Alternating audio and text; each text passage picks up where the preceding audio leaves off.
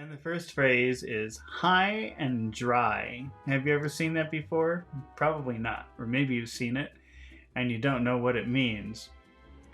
But this expression is used when someone is put in a very difficult situation. And I think it means to feel like abandoned or helpless. A lot of times it's used in connection with money. When somebody is left, is left without any money. Well, here let's practice using it, and we'll see how it works. All right, here's the situation. The company is doing very poorly financially, and they will have to eliminate 25% of their employees. They didn't give their employees any warning, and just one day the employees came to work, and the company said goodbye. This is a very bad situation. Can you imagine that? Going into a company, going into the place where you work one day and they just say, sorry, goodbye, no more job. No notice, no compensation, no extra money. They just said, goodbye, sorry, you have to go, no more job. This would be a very bad situation.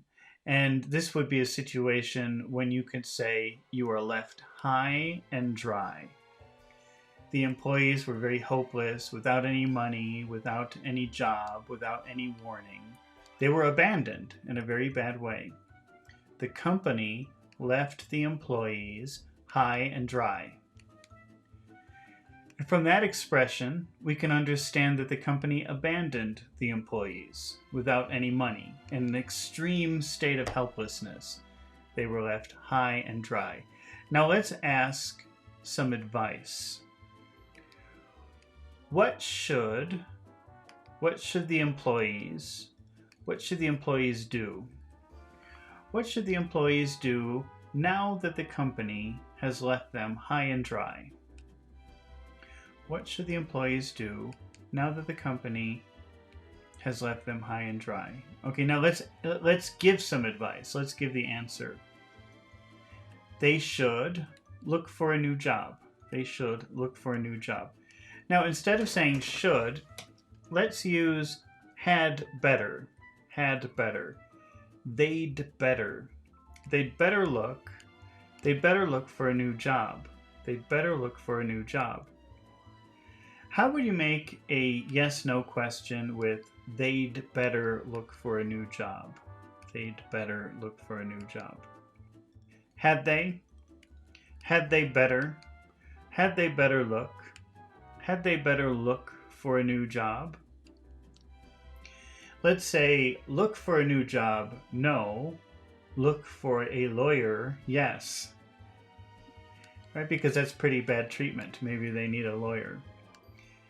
No, they hadn't. No, they hadn't better. No, they hadn't better look for a new job. They'd better look for a lawyer. They hadn't better look for a new job. They'd better look for a lawyer. Now, you can say that. You can say they hadn't better. But most people, I think, in modern English would say they better not. They had better not. They had better not look for a new job. They had better look for a lawyer. They'd better not look for a new job. They'd better look for a lawyer. All right, let's try another example, practicing how to use this phrase, high and dry, which means abandoned, helpless. A lot of times it means no money. Here is a situation. John was supposed to meet Lucy at the airport and drive her home. We can use the phrasal verb pick up here. John was supposed to pick up Lucy at the airport. He was supposed to pick up Lucy at the airport and drive her home. But John had an accident. He had a car accident. And now Lucy has no way to get home from the airport because she doesn't have money.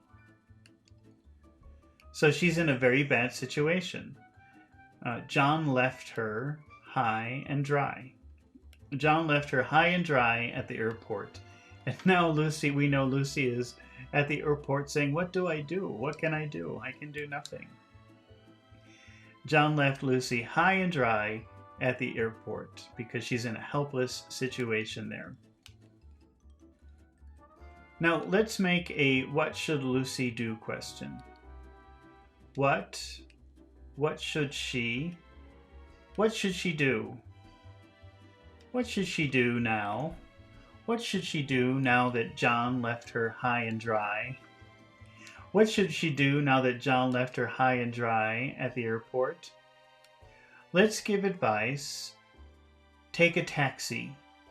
She should take a taxi.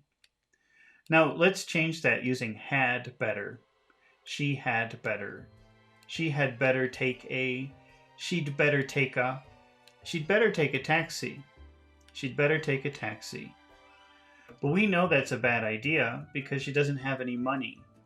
So let's make a yes/no question with she'd better take a taxi.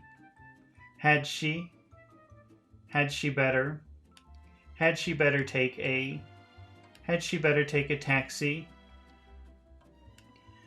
Let's say take a taxi, no. Call her brother, yes. No, she hadn't better. No, she hadn't better take a taxi. That sounds nice and correct, but in modern English, most people would say she better not.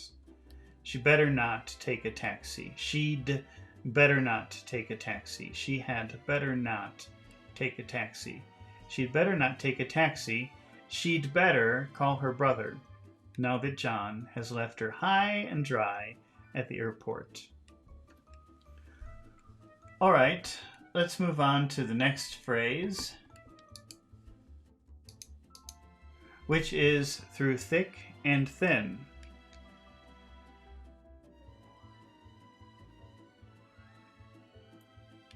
Now this phrase means